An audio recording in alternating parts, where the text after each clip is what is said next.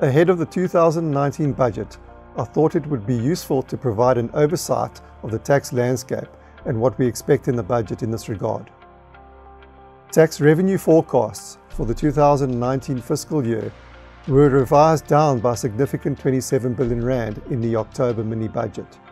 This downward revision was driven primarily by an increase in VAT refunds of 20 billion rand, 11 billion rand of which was to clear a backlog, while companies' tax revenues were also revised downwards by some 6 billion rand.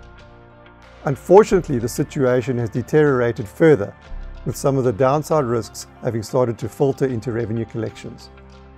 The result is that we expect revenues for the year to fall short of the mini-budget forecast by about 10 billion rand. This shortfall is due to deteriorating revenue collections from corporate and personal income tax up to December. VAT, however, continued to perform strongly for the first 9 months of the year. However, there is a real risk that VAT collections will also fall off for the last 3 months of the year, with the result that the shortfall could be even higher.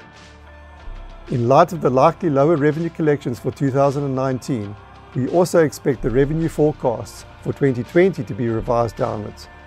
Our forecast is that this will be some 22 billion rand less than the mini-budget forecast due to the base effects of lower 2019 collections, as well as a more conservative buoyancy ratio than the 1.17 used in the mini-budget, which we consider to be too optimistic.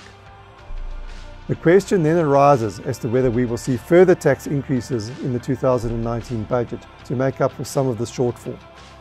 We don't believe that there is any space for significant tax increases in any of the main tax instruments. It is possible that Treasury will seek to raise some additional tax revenues from tax increases in some of the minor tax instruments. However, we believe that even 10 billion rand of additional revenues would be a stretch in the current environment.